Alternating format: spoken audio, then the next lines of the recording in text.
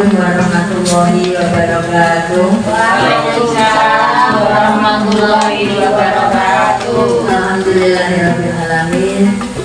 Assalatu wassalamu ala asrofil anbiya wal mursalin sayyidina wa maulana Muhammadin wa ala alihi wa ashabihi ajmain.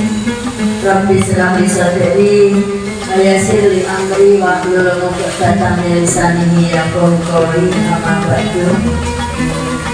Para pemirsa yang ada di wilayah Capim 5 yang saya hormati, pertama marilah kita panjatkan puji syukur kehadirat Allah Subhanahu wa Ta'ala yang masih detik ini memberikan kenikmatan yang luar biasa, yaitu nikmat sehat dan sempat, sehingga kita semua dapat mendapatkan rahmat dan hidayah dari Allah Subhanahu wa Ta'ala, dan semoga apa niat baik kita yang kita punya ini menjadikan pahala bagi kita semua.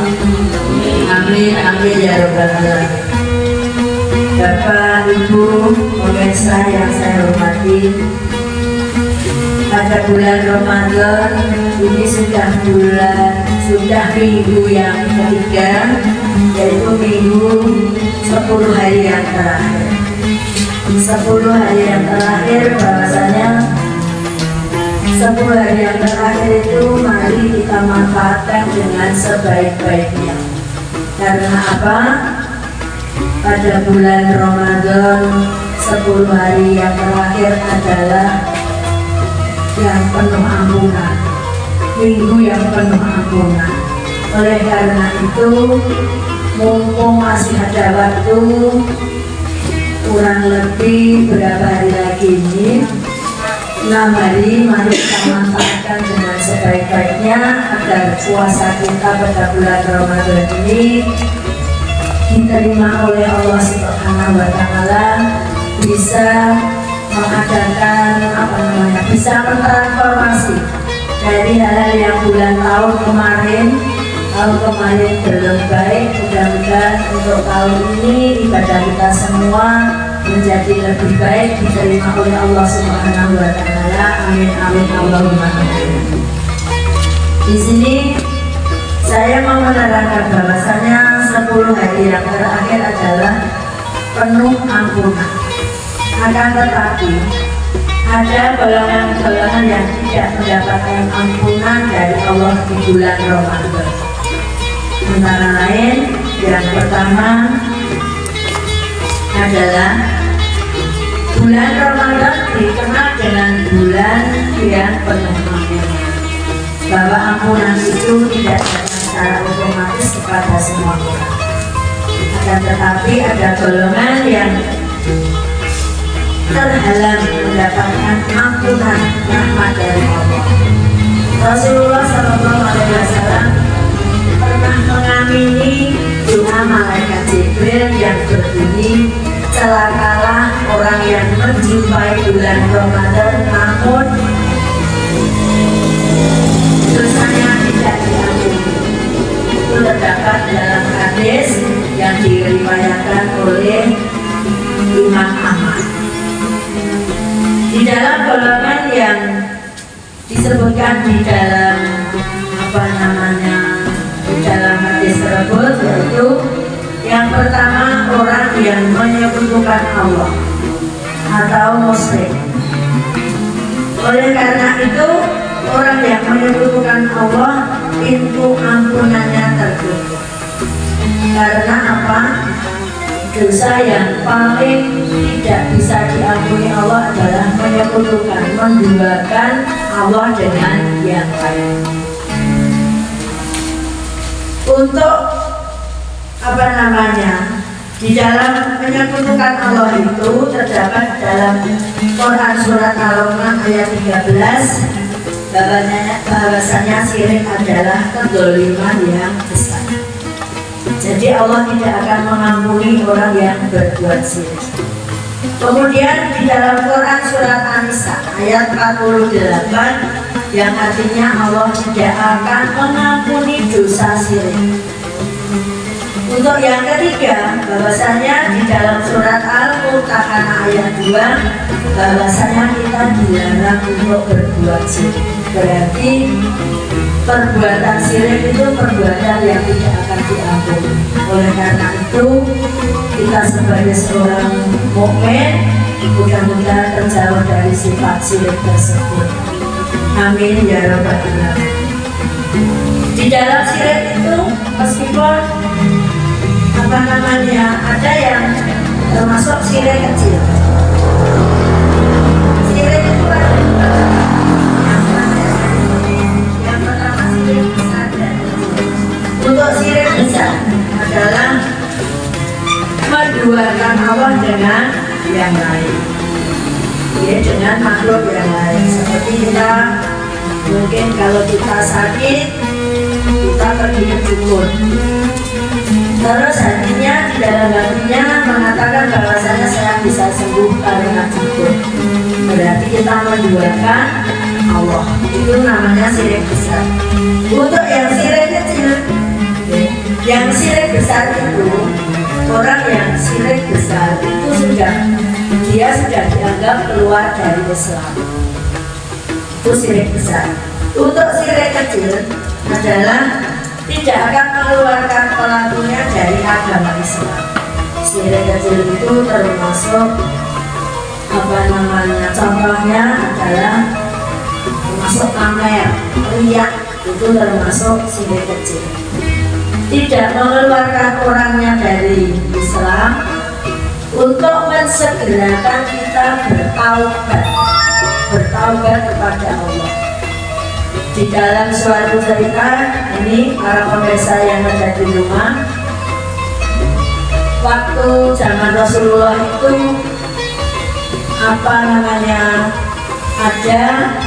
orang yang berbuat syirik kecil, ya. Orang yang berbuat syirik kecil itu pamer, padahal dalam hatinya itu sebenarnya tidak. Aku merasa tidak berbuat syirik, tapi perkataan yang kira-kira kita pamer itu termasuk syirik. Kemudian di dalam syirik kecil itu, dulu zamannya Rasulullah ada seorang yang sampai akhir hayatnya dia muslim, dia mukmin, tetapi tidak akan masuk surga. Padahal sholatnya sudah rajin, amal ibadahnya baik, tetapi dia tidak masuk surga.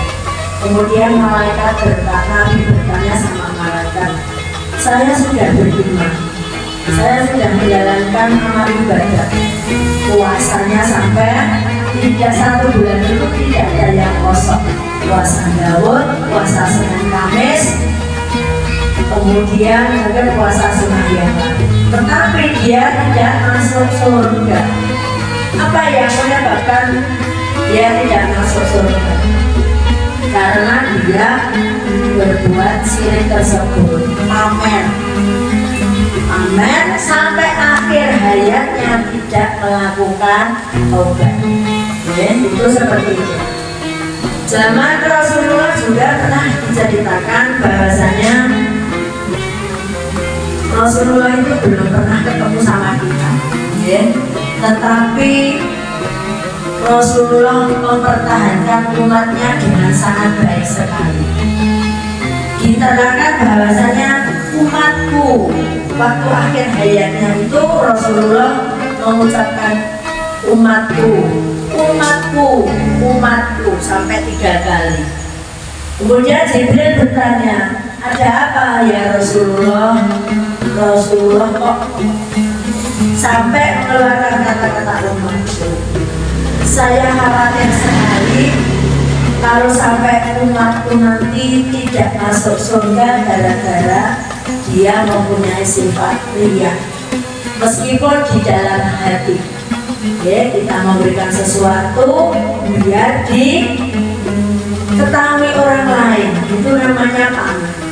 Riya, ilmu kecil, kelihatannya hanya kecil, seperti halo, saya kasih nulungi aku, apa iso mana aku loh, Berarti kan dia memamerkan dirinya bahwa dia bisa menolong. Oleh karena itu meskipun sirik itu kecil, melakukan itu monggo segera kita melakukan sholat taubat, minimal istighfar sehari semalam. Rasulullah itu pernah mengamalkan istighfar itu 1 hari 1 malam itu sampai 100 itu hanya sedikit. Kita kalau kesulitan untuk melakukan, kita lakukan setiap kita sholat subuh istighfar 20 kali, sholat duhur nanti 20 kali. Berarti kalau kita total istighfarnya sudah 100 seperti contoh Rasulullah. Apalagi ditambahi kita sholat taubat. Hanya Rasulullah mengajak monggo umatku semua mensegerakan taubat, karena sampai akhir hayat meskipun amal ibadahnya baik, kita belum taubat, amalnya tidak akan diterima, dia akan masuk neraka. Seperti itu. Kalau sirik besar jelas yaitu persekutuan, kalau sirik kecil adalah kita pamer. Nah seperti itu. Jadi kembali lagi, untuk golongan yang tidak akan mendapatkan ampunan di bulan Ramadan adalah orang yang menyekutukan Tuhan. Kemudian yang kedua adalah orang yang memutuskan silaturahmi. Monggo kita sambung. Kita itu diterangkan di dalam Al-Quran surat An-Nisa. Surat An-Nisa ayat 36 yang artinya kurang lebih, sembahlah Allah, jangan kamu menyekutukannya dengan sesuatu apapun. Berbuat baiklah kepada orang tuamu, berbuat baiklah kepada karibmu, berbuat baiklah kepada kerabatmu, berbuat baiklah kepada anak yatim dan orang miskin, tetangga dekat dan tetangga jauh, teman sejawat, kemudian hamba sahaya yang kamu miliki, dan ibnu sabil. Allah tidak menyukai orang yang sombong dan membanggakan diri. Itu di dalam Al-Quran. Di dalam Al-Quran juga diterangkan, barang siapa yang ingin diluaskan rezekinya dan ingin dipanjangkan umurnya, maka hendaklah bersilaturahmi. Jadi kita bersilaturahmi itu diperintahkan di dalam Al-Quran, di dalam Al-Hadis juga. Oleh karena itu monggo kemungkinan dari keluarga yang dulunya orang tua kita menyambung silaturahmi dengan tetangga yang lain, kita sebagai anaknya mari kita sambung silaturahmi tersebut supaya tidak putus. Apalagi mungkin dari keluarga besar itu ke mertuanya, monggo kita sambung silaturahmi ke saudaranya. Sudah diterangkan di dalam Al-Quran jelas, kerabat dekat, hamba sahaya itu harus kita sambung silaturahminya agar kita dipanjangkan umurnya. Itu yang kedua. Amalan yang orang yang tidak akan diampuni adalah yang pertama syirik, yang kedua orang yang memutus silaturahmi. Orang yang sedang bertikai itu juga tidak akan diampuni. Orang yang menyimpan dendam khusumat tidak akan diampuni oleh Allah. Kemudian orang yang memutuskan hubungan persaudaraan. Yang berikutnya adalah orang yang sedang bermusuhan hingga berdamai. Monggo pemirsa semua, perasaan hati kita semua yang mempunyai mungkin masalah atau mempunyai kira-kira hatinya kurang tenang, kurang baik dengan siapapun, monggo hal yang seperti itu kita buang jauh-jauh. Ternyata dendam itu juga tidak baik, dilarang agama, juga akan mengakibatkan nanti rugi kepada diri sendiri. Untuk yang berikutnya adalah anak yang durhaka kepada orang tua. Anak yang durhaka kepada orang tua adalah tidak akan mendapat ampunan Allah. Allah di bulan Ramadan. Di dalam Al-Quran juga diterangkan Bapak Ibu para pemirsa. Quran surat Al-Luqman ayat 14 sampai 15. Berbaktilah dan bersyukurlah kepada orang tua. Orang tua yang telah membesarkan kita sampai detik ini.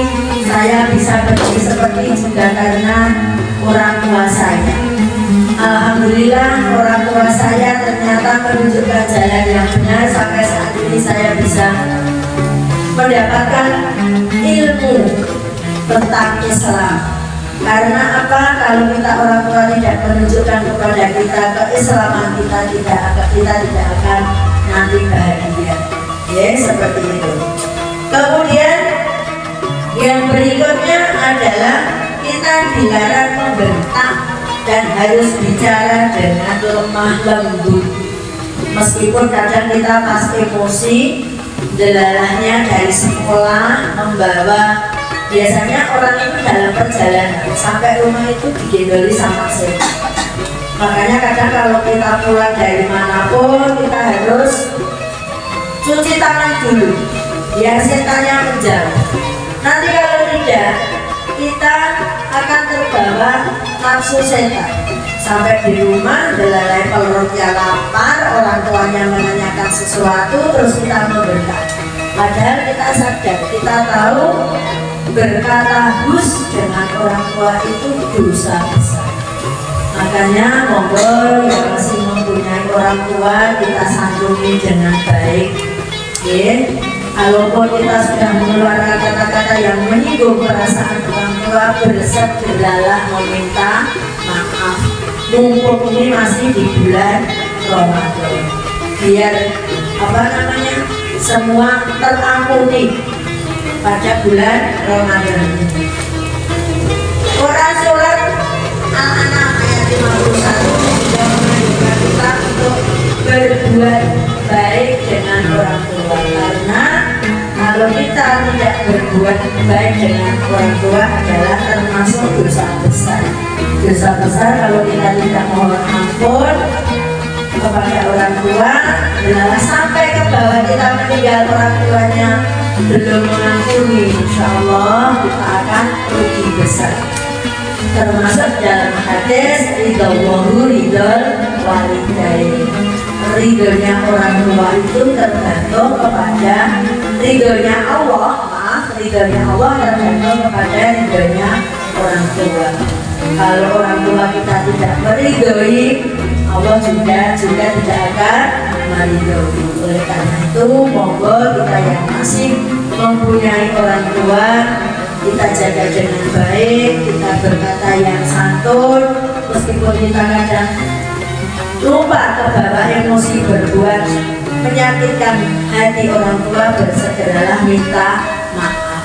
Minta maafnya tidak usah menunggu pada hari raya Idul Fitri. Kalau kita berbuat salah langsung segera.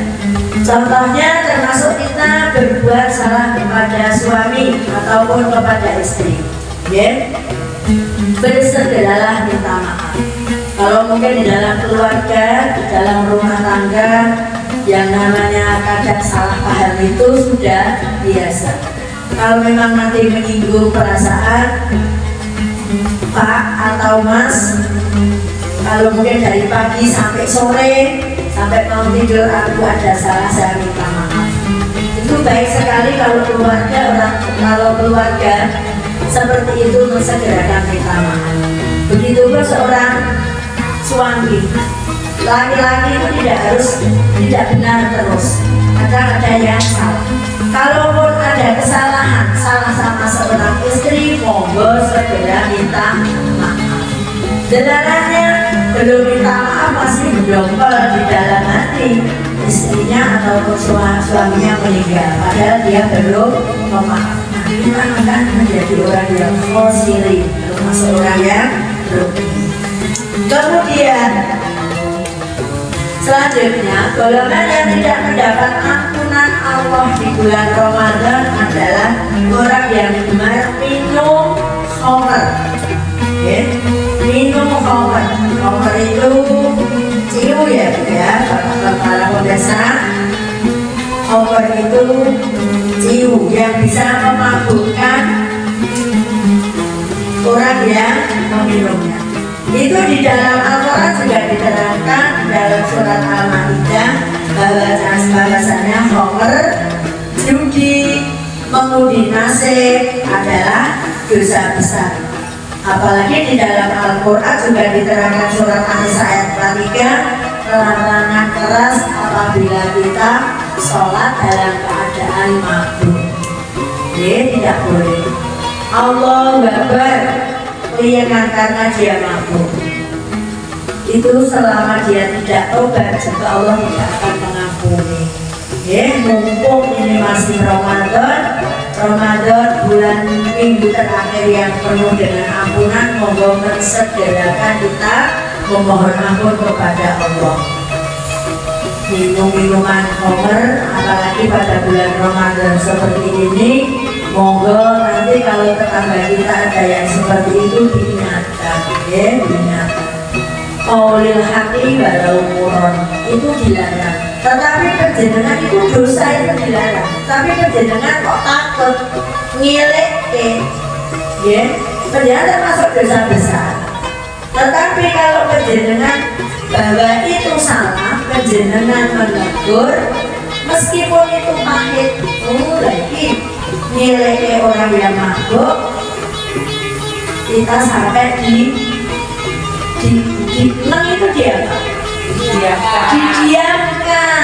didiamkan, dimarahi tanggane wong gandane mabuk, dieleke, ngesu.